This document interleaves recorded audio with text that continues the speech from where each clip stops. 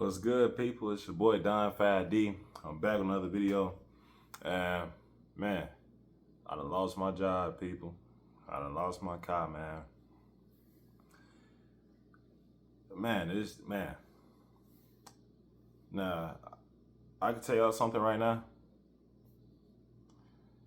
This ain't happening to me currently, but I'm telling y'all about when it did happen to me. This was about probably 7 months ago.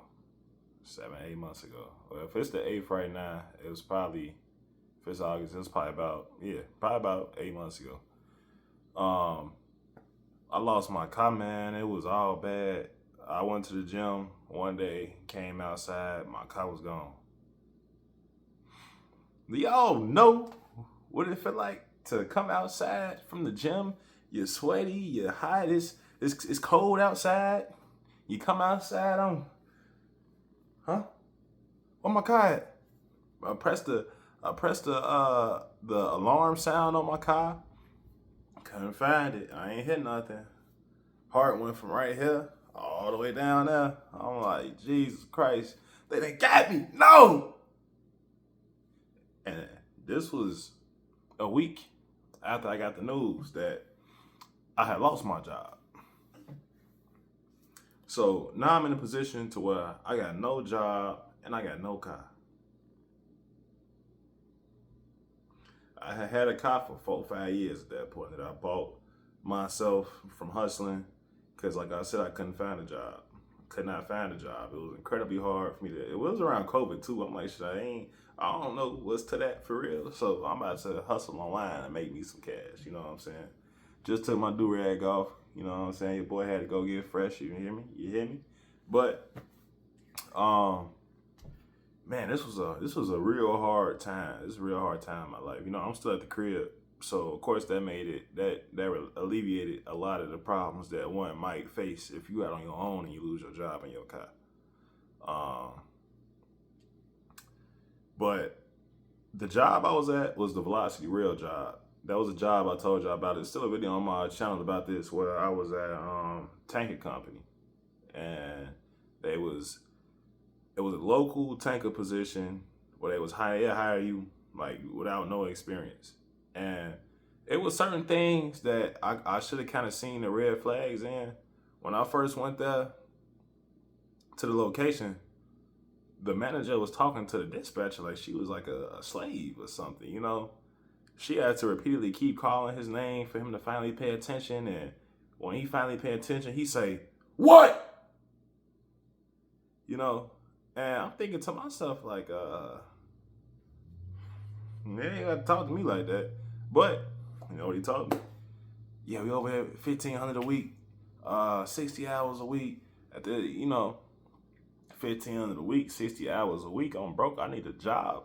Hey, I'm the man for the job, man. I'm the man for the job. I got all my endorsements. Yeah, let me up in here. There was a lot of signs though. This company was, I don't know. It was ran. You know, it was kind of like patched together. Shall I say? This is my review of the company. It was patched together. Started working there. Everything was cool, but you know, life gets at you. As I'm working this job, I think I was off Tuesday and Wednesday. So other than that, I was working Thursday, Friday, Saturday, Sunday, Monday, and then get off Tuesday morning, and you know that's it. So while I was at this job, I feel like I really had no life. I couldn't do shit at all. You know, go to work at 5 p.m., get off at 5 a.m. So not only did I not have my weekends, I didn't have, I was working, I ain't even have my nights. I couldn't even pop out if I wanted to. At the time, that felt like it was, I didn't really care about popping out at first, but it was like the more and more I kept working, it'd be certain things that I would probably like to do. And that just so happens to be on a Saturday or a Friday or a Sunday. I ended up actually getting a Sunday shift after somebody left. You know, a lot of people would leave the job. It was a high turnover rate job, you know, and mostly many of the people that were there were about eh, 45 and up, 50, been already lived their life a little bit, had a kid or two, you know, people, older folks who done already lived their life. Ain't nothing wrong with that, but I'm not 45, 50 years old. It was a lot of stuff wrong with the company, faulty equipment. Your ease of being fired was crazy too. You spill that tank, you up out of there. And best believe I spilled that tank. Man. But I'm so happy to get lucky this day. The day I spilled out of I overfilled the train. It happened to be raining very, very, very, very heavy. So it washed away all of the diesel fluid from the train. I ain't never say nothing. My man's I was working with obviously ain't never say nothing because he spilled before too. We just starting out. We're out really too. The equipment was terrible.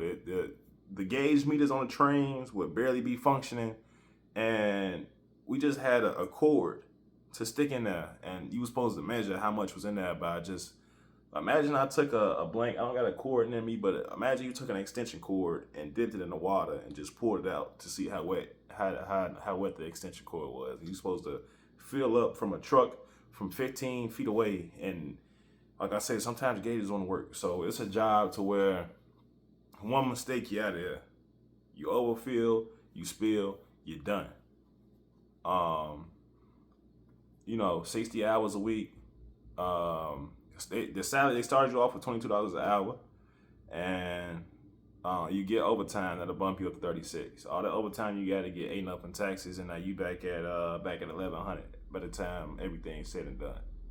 So this is the part of me getting fired. The reason why I'm telling y'all all of this is because the part of me getting fired plays into this because it'll get to a point to where I go fill up all the engines. I go fill up everything, get everything done. And now I'm just sitting here for 4 or 5 hours throughout the night. Now, I think to myself, I'm like, bro, it's Saturday night. It's Friday night, man. I'm just in this job, just sitting there doing shit. I'm getting paid, though. Like, don't get me wrong, I was getting paid. But I'm like, man, I feel like I'm not doing shit. That's peer pressure, fear of missing out, FOMO. That's a real thing. I feel like I was missing out on stuff. I feel like, man, I'm young. I should be outside, go turn it up. And I'm up here. I'm going through a heartbreak while I'm up here too. So everything is not great. I'm not well. I'm in this truck, just my head spinning, my head running. I'm like, yeah, she probably outside having fun. Yeah, I call my homies up. They at the crib chilling, playing a game or whatever. They off work, and it's a lot going on. So I ended up after a certain point, I would fill the train up and then go fill my tank up at the rack. Completely fill my tank up so that if another one came, I could slide right back and I'm ready to go fill up another train, and I'll leave the premises. Hey, look, this is entirely on me. This whole thing, me losing my job, was entirely on me. It's just me. This is me being young, me being dumb, and wanting to go outside. I mean, I couldn't really. I was starting to get to a point at the job where I couldn't stand it. A lot of the equipment to be faulty. You got the yard masters talking to you crazy. Hey, come to track 7 and fill up this train right now, and just shit like that, bro. Talking like. Stuff like that, I can't. I could get with it. I can keep my head down, but if it's too much, I can't get with it, bro. I'm not a slave. I demand respect. I command respect.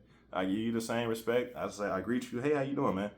How's your day? Can I get the line up so I can see what trains are coming?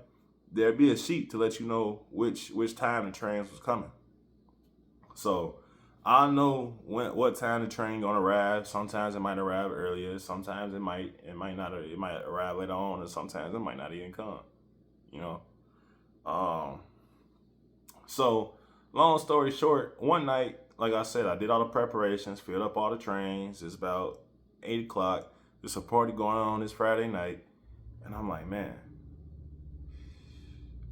I got me a little fresh fit that I ordered I'm like, man, I ain't gonna have nowhere to wear this fit, man, because stuff going on Tuesday and Wednesday, but it ain't gonna be busting like how it is on a Friday or a Saturday night.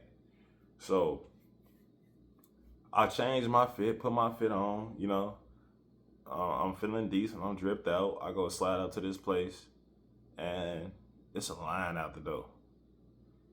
The line's so long, and it's the crazy thing. Normally, when you go somewhere, the lines of the men be longer than the line of women. No. It was the opposite here. The women was a long line of women waiting to get up in there. So I'm like, man, I'm talking to some other dude online. I'm like, hey, bro, hey, man, hey, look, you see all this? You see all this in here, man? If you don't get another night, if you don't pull another night, man, you ain't on nothing, man. If you don't get nothing up out of this tonight, you ain't on nothing, man. So I'm prepping myself to have a good time, get up in there, get a few drinks. You know what I'm saying? Looking around, scoping the environment, seeing some little fine shorties up in here, seeing the little shorties walking around up in here. I know it's more to come, more people to come up in here, have me a little drink, whatnot. And next thing I know, the place packed. I done made a couple club associates up in there. People complimenting me on my fit. I'm complimenting them on their fit. And I recognize some people up in there. We get to chopping it up, catching up real quick for a quick second. I get to moving around the club. I meet my wingman up in there. He put me on game, pointing people out. Yeah, I'm gonna put you on with this female. I'm gonna put you on. I'm talking to this one. Get bored, go talk to that one. Get bored, go talk to this one. Next thing I know, I found out that these are sisters and these are friends, and they saying stuff about me. Say I'm getting around. I'm like, all right, cool, whatever. I don't know none of y'all. I don't owe y'all nothing. Let's get that straight. I don't know y'all. I don't owe y'all nothing. Not a goddamn thing. You know what I'm saying? I'm here by myself. I ain't coming here with none of y'all. I digress. So, I done had a couple more drinks. Probably bought a few females some drinks. And at this point, I'm lit. I'm lit. I look down at the little Android phone they give us for the job. I look down. I don't see no missing phone calls. I ended up leaving out, meeting this one little shorty, and we ended up kicking it off, kicked it off, and we ended up talking in the car for a few hours afterwards. I'm just getting to know her, she getting to know me, and we chop it up. It's about like 3-4 in the morning. Like I say, I ain't getting out till 5, so I go back. We chop it up, exchange numbers. I'm like, yeah, I'll take you on a date, whatever. We get to know each other, yada, yada. Cool. So I go back to work. Pull up. I'm tired. I done drank that alcohol. I pull back up in the car. I'm in the car, slump. Wake up, somebody knocking on the door. It was my boy. I don't even know who it was who was knocking on the door. I think it was like one of the morning shift people that was knocking on the door. We had this other guy from out of town who was coming in to like kind of fill the floater position. It's a 2-man operation, so you have somebody else that work with you. I don't know. Normally it'd be my boy Chris there. He wasn't there that day. If Chris was there, I probably would have lasted a little bit longer. I would have left the job anyways because I couldn't. I feel like I had no life.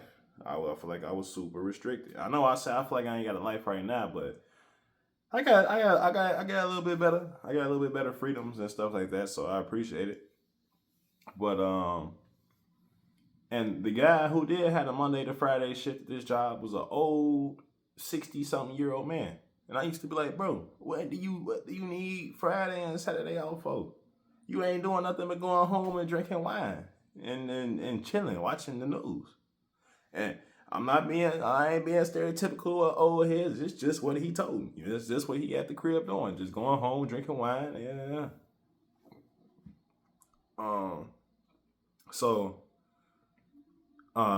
that happens and whatnot. I ended up going back to the crib. Cause it's time for me to go back to the crib. I get a call from the manager. I'm like, oh shit, here we go. Yes, yes, Don. We got to see. Yeah, you can't come in tomorrow. We have to do some investigation and see what's going on. He says that you were sleeping in the car. We have a strict policy of no sleeping. Okay, people sleeping there was sleeping there all the time. What I messed up at was I wasn't sleeping in the truck. That's it. That's all. People sleep there all the time.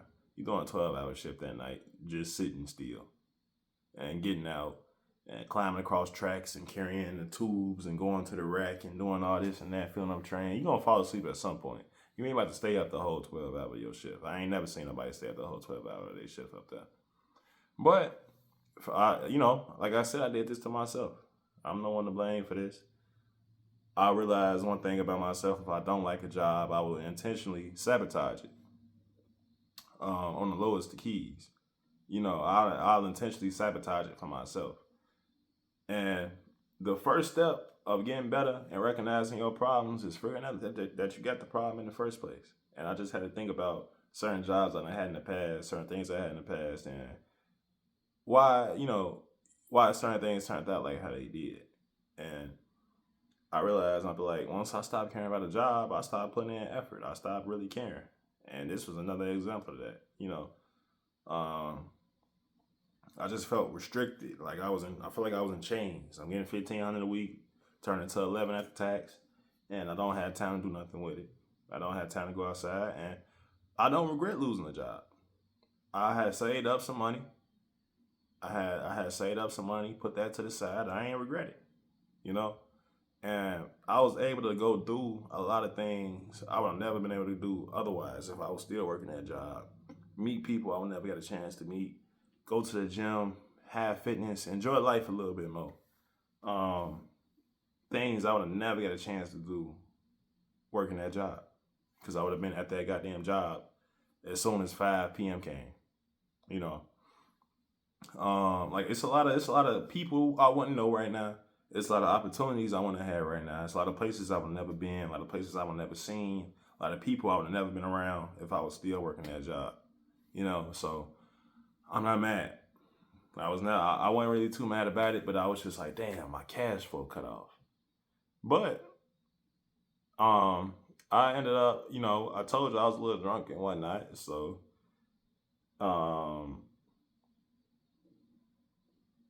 yeah, the next day they're like, hey Don, where's the company phone? I'm like, company phone? I'm like, shit ain't in the truck. Then I realized, I'm like, damn, I done left the phone with Shorty in her car. When we was in the car talking and shit like that. So I'm like, damn, hopefully she give it back to me. So she gave me the phone. I called her up. She gave me the phone back. She like, yeah, you lucky. I could have sold the phone on Telegram. It's 10 and 30. Yeah, come get it. And then we go on a date and whatever. So I'm like, cool. I go get the phone and take it back up to the job. Get back up to the job. And then it's just like, yeah, you got to turn. Yeah. We've decided to not move forward with you. This, that, and the third. Yeah, we're going to let you go, man. I'm like, shit. Not to say I didn't expect that. But all right. I got my CDL. I can go get another job if I want to. And I started thinking to myself, I'm like, yeah, I'm at home every night, but I don't get my weekends. At that time, my weekends was real important to me. And I was like, even though I was regional, I used to be able to come back on the weekend at the very least. Come back on Friday or Saturday morning at the very least, Some man, this is my thing. I know some of y'all probably listening to this thinking to yourself, man, what the fuck do you need a weekend off for? What do it matter what day you off? It matters to certain people, Certain people feel like they need to be off on the weekend. Certain people are cool with doing night shift. Certain people don't want to do night shift. Certain people want to do day shift. Certain people want to be off on Tuesday and Wednesday because that's when they got, I don't know, there's something on Tuesday and Wednesday I want to be off for. Some people want to be off on the weekends because they child free on the weekends and they got their kid for the rest of the week. I don't, it's a whole bunch of reasons as to why we got different work schedules and why people work the hours and days that they work. And I just found out that those were the days for me, you know. So they ended up letting me go after that. Say I was sleeping in the truck and whatnot, and I'm like, all right, cool. Now, next week comes. I'm like, okay, got some bread stacked up. I'm gonna probably chill for about a week, you know, collect myself, get myself together. I have been working pretty hard. Shit. Let me go. I'm gonna hit the gym. Come outside. My car was paid off, but this is the thing. When I be over the road, the police will be coming behind the apartment building and putting tickets on my car. They come around while I used to live in the apartment building and just be putting tickets right there, putting tickets right there, putting tickets right there, putting tickets right there, putting tickets right there, putting tickets right there. Now, they trying to say I owe them some thousands of dollars. And I'm like, do I take the money I got in my savings account and pay this car off? And the car has exhaust issues. I can't even necessarily get this. The reason why I never fixed the exhaust issues on the car, because I thought about it. I'm like, this procedure to fix the car would probably be worth more than the car's worth. It was like a 07 Lexus GS350. Well, I done got in the car. I got in an accident with a semi truck, all type of shit, you know. And I'm like, I done put way too much money in this car. So at this point, I was probably planning on getting a new car and just letting this car probably junking it or something at this point. It was in good condition, just exhaust issues or selling it or something like that. But it didn't make financial viable sense for me to fix the car up in the first place. So, like I said, long story short, I come outside from the gym and my car is gone.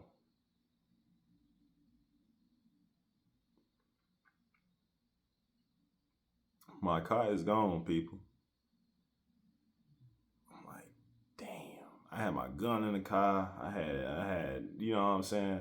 I ended up eventually calling the police and telling them, you know, if your car ever get towed and you got something you need out that car, call the police and tell them that you have your important medication within that car.